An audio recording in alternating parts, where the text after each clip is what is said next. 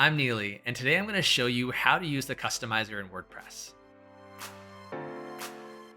The customizer is what you use to change the look and feel of your site. Please note that the customizer shown in this video is the basic one that displays once WordPress has been installed. If you have a theme installed for your site, you may see more robust options than what we're going to show you in this tutorial. And with updates on the horizon, the customizer may soon be called the theme editor. First, let me show you how to get to the customizer. From the WordPress admin dashboard, click Appearance, then click Customize. The customizer opens on the left side of your screen. The right side of the screen is a live preview of your site with the current theme and settings applied. As you make changes to the options on the left-hand side, the preview updates in real time. The top of the customizer displays the name of your site and the name of the themes you have selected. You can change the themes at any time, but keep in mind that doing so will reset any of the changes you've made from the previous theme. The options available in the customizer will vary based on what theme you have selected. If you haven't selected a theme, you will see a basic WordPress theme. Site identity is where you can edit the site title or tagline.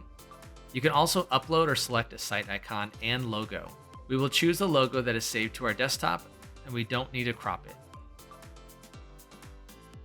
The site icon, which will show in the browser tabs and bookmark bars.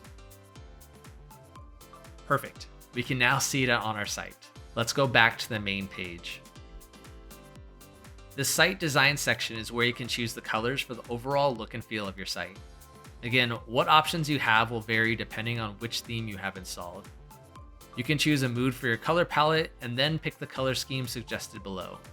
You can also choose any specific colors with the hex number or the color selector. We're going to select this orange-brown color for now. Here's how to create a navigation menu. Click Menus.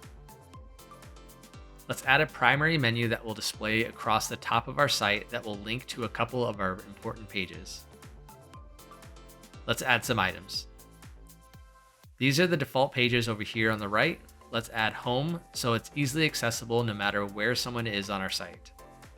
Then we can create a couple of custom pages.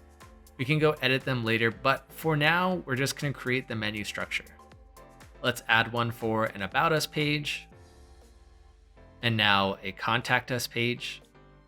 Looks good, so let's go back. In the homepage settings section, you can choose to display your latest blog post on the front page of your site or a specific page instead.